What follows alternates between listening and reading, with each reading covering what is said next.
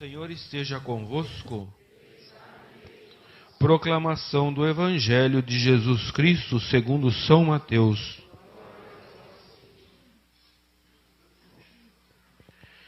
Naquele tempo, Jesus foi à região de Cesareia de Filipe e ali perguntou aos seus discípulos: Quem dizem os homens ser o Filho do Homem? Eles responderam: Alguns dizem que é João Batista, outros que é Elias, outros ainda que é Jeremias ou algum dos profetas. Então Jesus lhes perguntou: E vós quem dizeis que eu sou? Simão Pedro respondeu: Tu és o Messias, o Filho do Deus vivo. Respondendo, Jesus lhe disse: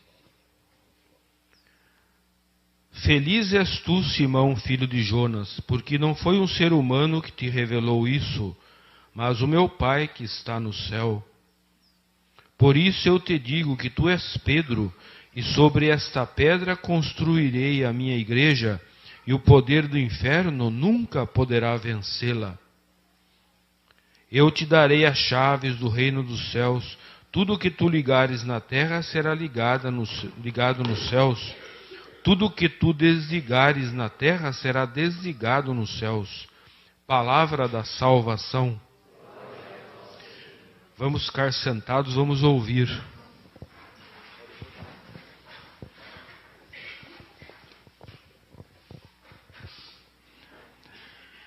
Festa de São Pedro e São Paulo, os fundamentos da igreja. Evangelho bonito. Jesus pergunta: Que dizem de mim? Falam muita coisa, um profeta, Elias, Jeremias. E Jesus pergunta: E vocês, o que vocês acham de mim? São Pedro é o mais arrojado, né? Os outros ficaram pensando, São Pedro não pensou. São Pedro logo falou: O Senhor é o Messias, o Filho de Deus. Olha, São Pedro arrojado, né? Jesus agradece. Você me chamou de Messias, Filho de Deus. E eu, em retribuição, digo que você é Pedro, sobre esta pedra vou construir a minha igreja. Pedro, em hebraico, Cefas. O que é Cefas? A gente traduz geralmente por pedra, rochedo, que Cristo colocou a igreja, tá? Uma bela tradução. Mas acontece que a palavra Cefas, em hebraico, na língua de Jesus, tem um sentido mais profundo. Não é apenas um rochedo, uma pedra, é uma gruta dentro de um rochedo. Uma gruta. Essa palavra é usada 2 vezes no Antigo Testamento. Em Jeremias e em Jó falam.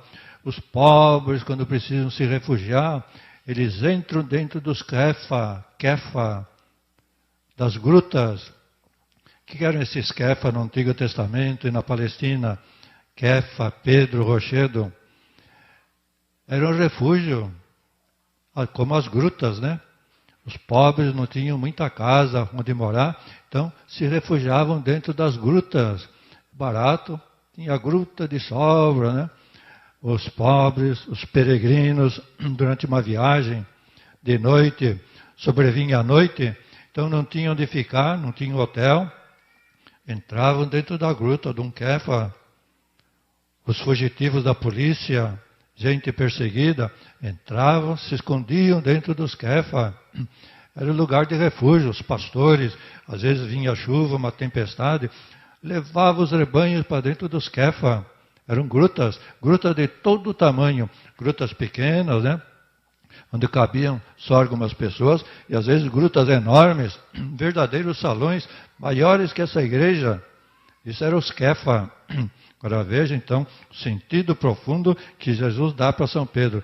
Você é um kefa, você é um rochedo, mas é uma gruta no rochedo para refugiar todos aqueles que precisam, os pobres, os perseguidos da polícia, aqueles que não têm casa, aqueles que precisam de abrigo, aqueles que precisam de alguma proteção. Você é um kefa, Pedro. Olha que nome bonito Jesus dá para São Pedro. Não apenas um rochedo, mas uma gruta no rochedo. Um verdadeiro programa de vida para o Papa, para os pastores, um Kefa. Jesus não escolhia a palavra à toa, não. Quando ele trocava o nome, era um nome profético de São Pedro. E nós sabemos que, de fato, essa é a igreja de Pedro. Tivemos na igreja 265 papas. O reino de Cristo, o reino de Deus. E esse reino de Deus é contemporâneo da igreja antiga do Império Romano. O Império Romano desapareceu, o Império Romano sumiu e era um colosso. O Império Romano dominava o mundo todo, 40 nações. O Império Romano dominava 120 milhões de habitantes. O Império Romano era grande, quase a extensão do Brasil, 6 milhões de quilômetros quadrados. O Brasil tem 8 milhões, o Império Romano 6 milhões. Então veja que força que tinha o Império Romano. No Império se falava cerca de 100 línguas diferentes. Era um colosso. E esse colosso acabou, ruiu. E a Igreja de Cristo ainda está de pé, 2000 anos. Então veja a força do reino de Deus, a força da Igreja, dada por Cristo. Depois vieram outros, né? Vieram as perseguições, vieram aí os bárbaros que invadiram o Império Romano, desde o século V até o século X. E a Igreja resistiu. A Igreja assimilou os bárbaros. Não foi destruída pelos bárbaros, assimilou. Uma prova disso são as línguas que nós falamos, né? A língua português, italiano, espanhol, francês. É a língua latina falada pelos bárbaros. Quer dizer, a igreja assimilou os povos bárbaros. Em vez de ser destruída, assimilou e catequizou. Essa é a igreja de Cristo. E apesar disso, vieram os profetas, os falsos profetas, falando contra essa igreja, né? Começar com Nero, né? Nero deu uma ordem. É proibido ser cristão. Uma lei do imperador. É proibido ser cristão. Ser cristão é um crime. Como ser bandido, ser criminoso, ser um assassino. Nero publicou uma lei. É proibido ser cristão. Non licet Christianos esse. 3 palavras, né? E aí começaram as perseguições. Nero, né? Mas apesar disso, a igreja resistiu até hoje. Depois vieram os bárbaros, também a igreja resistiu. Depois vieram outros falsos profetas. Voltaire, no século XVIII, né? Revolução Francesa, ele dizia, daqui 20 anos nós vamos enforcar o último cristão nas tripas do último padre. Olha que bela profecia, né? Daqui 20 anos vamos enforcar o último cristão nas tripas do último padre. E ele fez essa profecia, Voltaire, há 200 anos atrás. E há 200 anos já está morto, sepultado, enterrado e acabou. E os cristãos falam, muito bem, estamos aqui, né? E os padres vão muito bem com as suas tripas também. Então veja a profecia de Voltaire, que não adiantou nada. Profecia contra o reino de Deus, contra a igreja de Cristo. Depois veio outro profeta, Napoleão, né? Napoleão fez uns atropelos contra a igreja lá na França. O Papa excomungou Napoleão. Napoleão deu risada, mandava em toda a Europa. Ele falou, a excomunhão do Papa não vai derrubar a espada das mãos dos meus soldados. Olha que resposta, né? Mas derrubou mesmo. Ele invadiu a Rússia, né, com 500 mil soldados. E as espadas caíram. Veio o inverno na Rússia.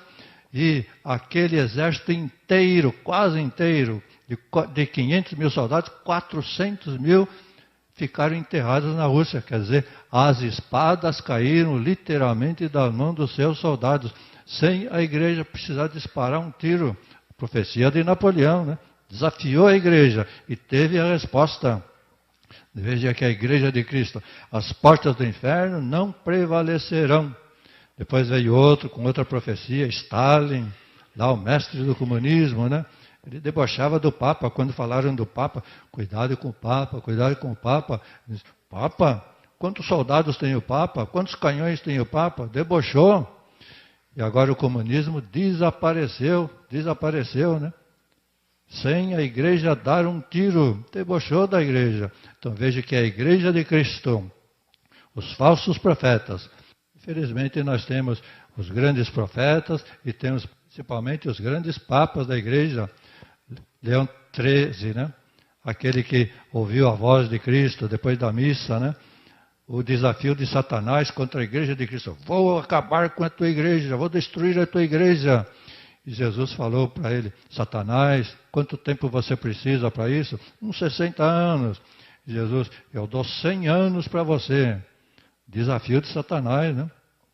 E esses 100 anos já se cumpriram. Leão XIII, mais de 100 anos. Quer dizer que nós estamos no tempo da profecia de Satanás, que já acabou a profecia. Ele sabe que já terminou o tempo dele. Cristo deu 100 anos para ele.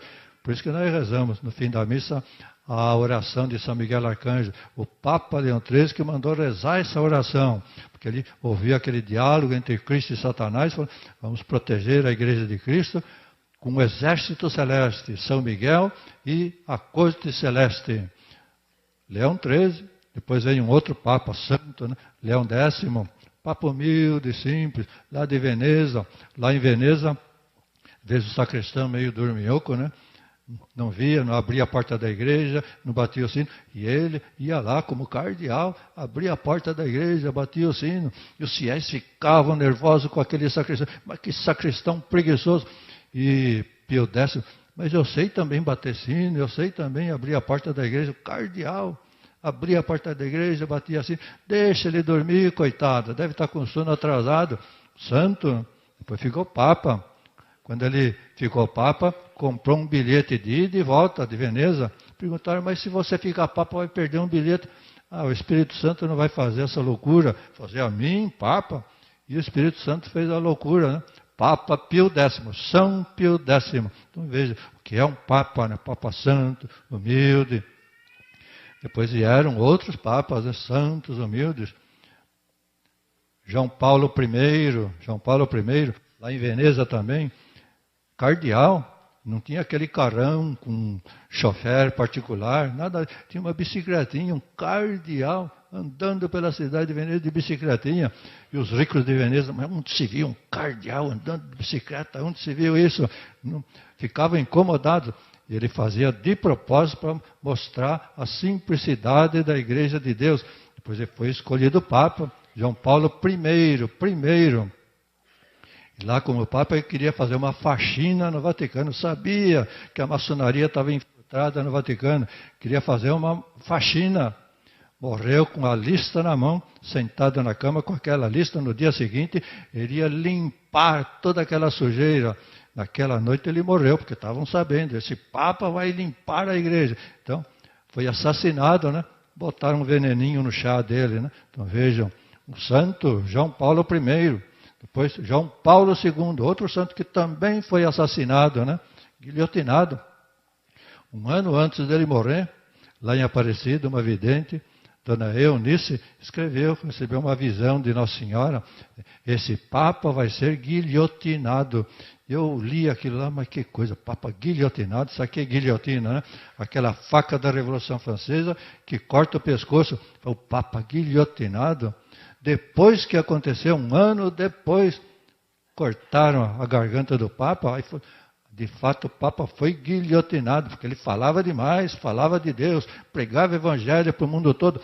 Então quiseram acabar com a boca desse Papa, guilhotinaram mesmo. Então veja, o que é a igreja? Mas apesar disso, a igreja de Cristo continua. Esse Papa que andou pelo mundo todo, né?